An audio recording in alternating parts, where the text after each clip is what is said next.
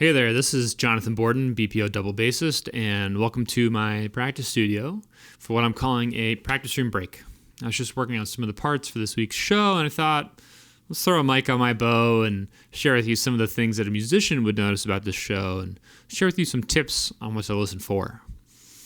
First up on the program is a piece by George Butterworth, The Banks of Green Willow. I'm happy to say that this is my first time playing this piece, which is a treat for me to discover something new. And it's being paired with the Scottish Fantasy by Brahms Bruch, a genius pairing, because here we have two pieces that take inspiration from Great Britain. Inspiration might not be the right term for it. They literally take old folk melodies from England and Scotland and create new works out of them.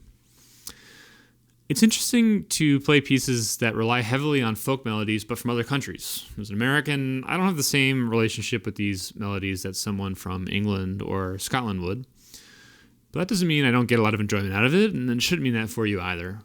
If you know that a certain folk melody is the basis for a composition, it makes it easier to kind of track how the composer uses that melody and what sorts of decisions they made in order to develop it and change it over the course of the piece.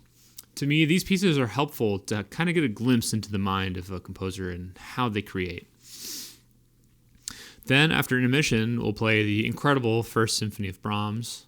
This is a departure from the rest of the program. Despite the similarities in style you might notice on first listen, Brahms and Bruch, for example, were contemporaries. But the pieces you'll hear on this show from each composer are fundamentally different. Brahms' First Symphony, it doesn't have a named title. There's no lyrics, no explicitly stated theme. It's not obvious what it's about. The music just is, and I love that, because open-endedness leaves room to have a unique relationship to the music. Kind of becomes a personal experience after a while, but enough of being philosophical. What should you be listening for? Well, symphonies of this era, they're kind of like a journey. They have an arc. As you listen, take note of the decisions that Brahms makes. How does the music start? How does it end? How do we get there? In particular, how you choose to start a symphony is such a massive decision, even more so if it's your first symphony. It's your announcement, your arrival on the world stage. I'll share with you that the first time I heard this symphony, the opening shocked me. I didn't know that you could do that with classical music. So I'm excited for all of you to experience it with me.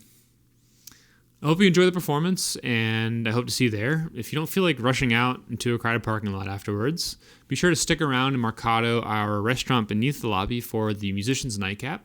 It's an informal discussion that I'll be hosting with two of our newest orchestra musicians, so you can come hang out and ask us questions. Hope to see you all there, and I hope you enjoy the show.